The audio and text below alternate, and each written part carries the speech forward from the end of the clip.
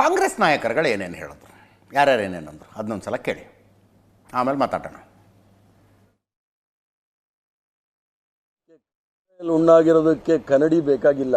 ಸಂಪೂರ್ಣವಾಗಿ ದುರುದ್ದೇಶಪೂರಿತ ಈ ಒಂದು ದಾಳಿ ಇಡೀ ಭಾರತೀಯ ಜನತಾ ಪಾರ್ಟಿ 2014ರಲ್ಲಿ ಅಧಿಕಾರಕ್ಕೆ ಬಂದ ನಂತರ ಯಾರು ಅವರಿಗೆ ಪ್ರಬಲ ವಿರೋಧಿಗಳು ಮತ್ತು ಯಾರು ಅವರಿಗೆ ಅವರ ಸಿದ್ಧಾಂತಕ್ಕೆ ಒಪ್ಪೋದಿಲ್ಲ ಅವರನ್ನ ಇಡಿ, ಐಟಿ, ಸಿಬಿಐ ಮೂಲಕ ಭಯ ಬೀಳಿಸ್ತಕ್ಕಂಥ ಕೆಲಸ ಮಾಡ್ತಾರೆ. ದಲಿತರ ಒಂದು ಸ್ವಾಭಿಮಾನಕ್ಕೆ ಧಕ್ಕೆ ಬರ್ತಕ್ಕಂಥ ಕೆಲಸವನ್ನ ನರೇಂದ್ರ ಮೋದಿ ಅವರು, ಅಮಿತ್ ಶಾ ಅವರು ಮಾಡ್ತಾ ಇದ್ದಾರೆ.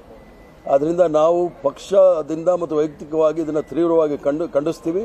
ಒಂದು ಸಂಸ್ಥೆ ಬಗ್ಗೆ ಪದೇ ಪದೇ ರಿಪೀಟೆಡ್ಲಿ ಇಡಿ, ಐಟಿ ರೈಡ್ ಮಾಡಿದ್ರೆ ಅದು ರಾಜಕೀಯ ಪ್ರೇರಿತ ಅಂತಲೇ ಬಹುಶಃ ಎಲ್ಲರೂ ಮಾಡ್ತಕ್ಕಂಥದ್ದು, ಮಾತಾಡ್ತಕ್ಕಂಥದ್ದು. ಬಟ್ ರಾಜಕೀಯ ಪ್ರೇರಿತ ಅನ್ನೋದ್ರ ಬಗ್ಗೆ ಯಾವುದೇ ಸಂಶಯ ಇಲ್ಲ. ಶಿಕ್ಷಣ ಸಂಸ್ಥೆ ಇವತ್ತಿನದಲ್ಲ, ಭಾಳ ಹಳೆಯ ಸಂಸ್ಥೆ.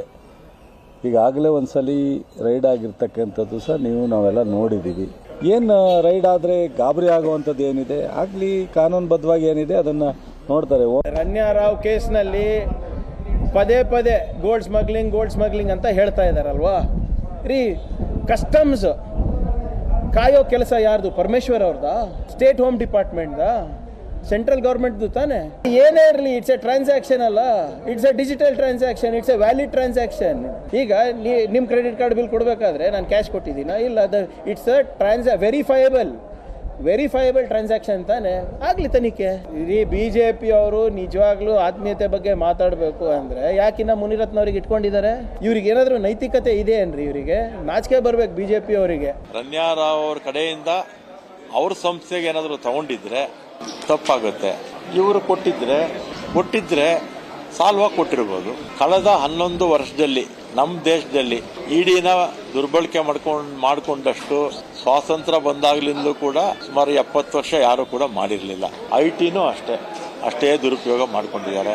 CBI ಅದನ್ನು ಕೂಡ ದುರುಪಯೋಗ ಮಾಡ್ಕೊಂಡಿದ್ದಾರೆ.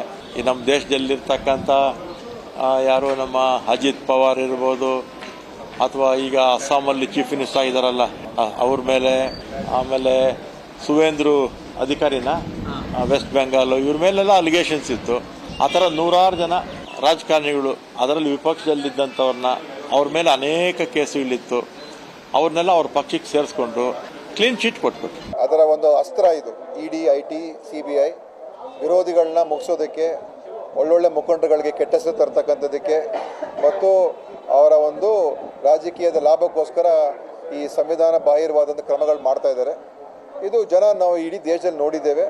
ಪರಮೇಶ್ವರ್ ಅವ್ರ ಮೇಲೂ ಕೂಡ ಅದೇ ರೀತಿಯಾಗಿ ಇವತ್ತು ಅವರಿಗೆ ತೊಂದರೆ ಕೊಡಬೇಕು, ಕಿರುಕುಳ ಕೊಡಬೇಕು, ಕೆಟ್ಟ ಹೆಸರು ತರಬೇಕು ಅಂಥೇಳಿ BJP ಸ್ಪಷ್ಟ ಅಜೆಂಡಾ ಅದು. BJP ಪಕ್ಷದಲ್ಲಿ ಭ್ರಷ್ಟರ ಒಂದು ದೊಡ್ಡ ಪಟ್ಟಿನೇ ಇದೆ. ಒಬ್ಬರನ್ನಾದರೂ ಮುಟ್ಟಿದಾರಾ? ಒಬ್ಬರನ್ನಾದರೂ ಹತ್ರ ಹೋಗಿದ್ದಾರಾ?